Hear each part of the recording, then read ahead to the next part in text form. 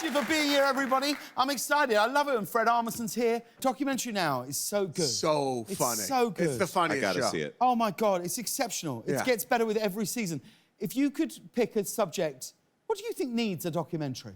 Like an actual documentary, not a spoof documentary. Like what subject hasn't been covered? I'd like a nature documentary where nothing bad happens to any of the animals. Lies. Yeah. Lies. Because, like, you'll get stoned and you'll throw on, like, Planet Earth, and it'll be the episode where, like, all of these owls will be dead within the hour. Yeah.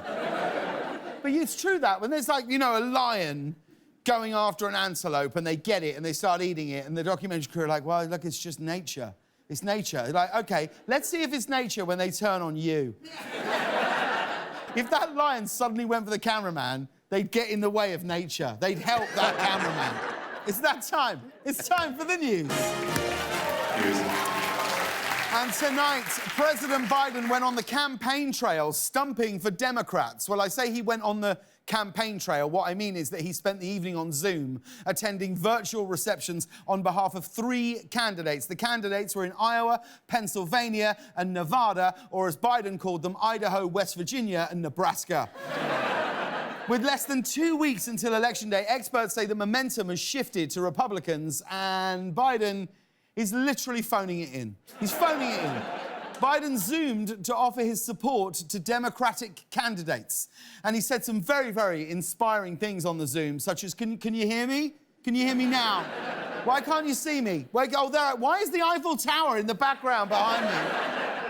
In other news, the Department of Justice has asked a federal judge to force 2 of Donald Trump's White House lawyers to testify in the January 6th probe. Trump has been fighting to keep former advisors from testifying, you know, out of fear that they might make him look too innocent or something. The Justice Department has asked a federal judge to force Trump White House attorneys to testify. Basically, what it is, a group of lawyers have asked a high-powered lawyer to make other lawyers testify in front of a bunch of mostly other lawyers. It's fun. We're having fun. It's a good time. The Trump spokesman immediately called the probe a witch hunt, because of course he did. At this point, I'd be disappointed if the spokesman said anything other than that. It would be like going to see Billy Joel and not hearing him play Piano Man. Favourite Billy Joel song? Go. Can't be Piano Man. Moving Out. Really? Oh, yeah. Really? Oh, yeah. Really? Oh, yeah. What? He works at Mr. Cacciatore's down on Sullivan Street. Yeah.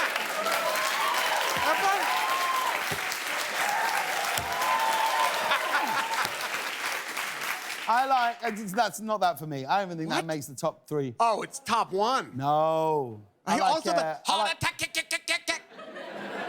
You ought to know by now. You ought to know. I like him. I don't care what they say. Yes, that's the one. anymore. This is That's the my life. Bum, bum, bum, bum, bum. Yeah. That's the great one. Bosom Buddies. Uptown. Why isn't it Uptown Girl? I mean, that's a good one, That's too. a great one. Uptown Girl. The problem with Uptown Girl is they never go to Mr. Cacciatore's down on Sullivan Street. You're right. And if they did, I'd be into it more. Oh,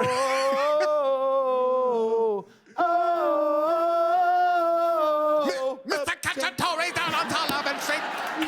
Moving on, Elon Musk has apparently closed on his deal to purchase Twitter. Earlier today, he changed his Twitter bio to say Chief Twit, and he then tweeted, entering Twitter HQ, let that sink in with this video.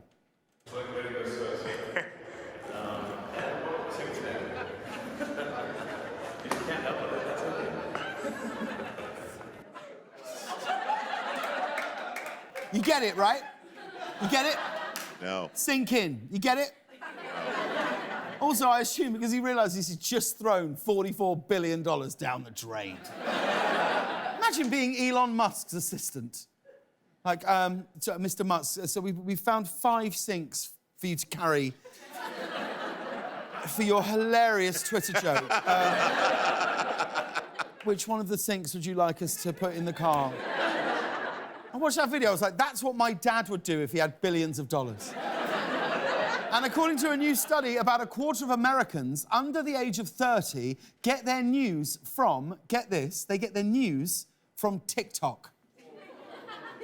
I really hope TikTok is just a cute name for 60 Minutes. I do.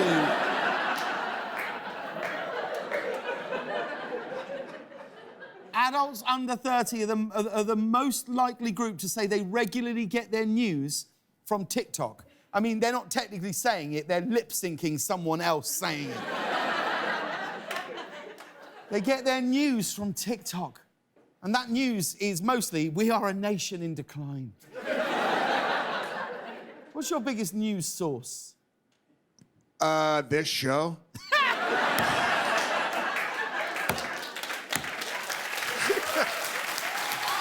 Oh, it's bleak. Moving on, I don't know if anybody saw this. A few weeks ago, I don't know if people saw this. Kim Kardashian and I, we filmed a parody of House of the Dragon for the show. Right, here we are here. There we are. So, well, a woman in Ohio... There's a woman in Ohio who paints giant pumpkins to look like celebrities, and she's revealed her 2022 theme of pumpkins, and the theme this year has been inspired by our sketch, because here is this year's pumpkin that she has released. Look at that! Look at that!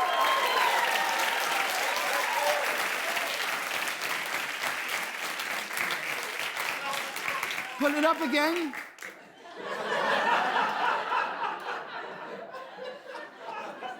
Wow.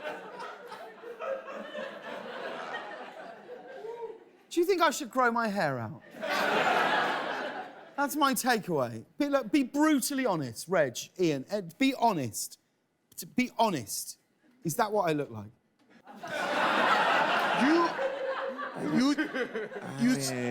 You simultaneously look like a beautiful girl just walked in the room and like you're gonna barf. Like that's...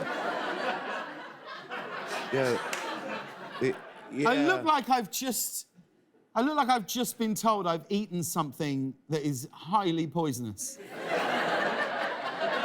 But this woman, the lady with the pumpkins, she's actually been doing this for years. Here's a pumpkin from a previous year, painted to look like Prince Harry. Wow. See, now I feel better. Now I'm like, I'm fine. I am fine. Incredible. I am fine. I assume that's Prince Harry when he lived under a bridge. Yes. It looks like we're gonna have to blur his nose out. Yeah. Oh. And forgive me if this is too political, but here's a pumpkin from 2016 decorated to look like Donald Trump.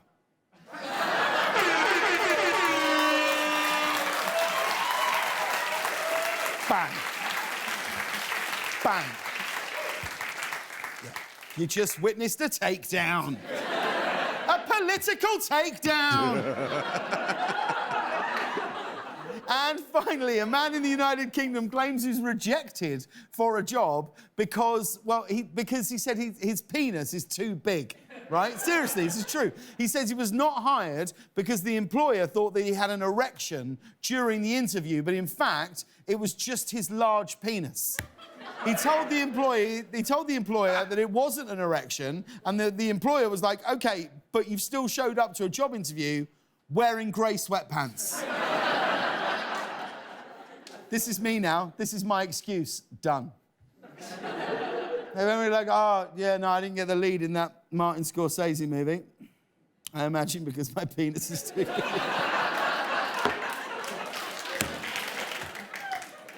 I don't know if I buy this story. If I thought someone had an erection during a job interview, I'd be like, look, this guy is really excited about this job.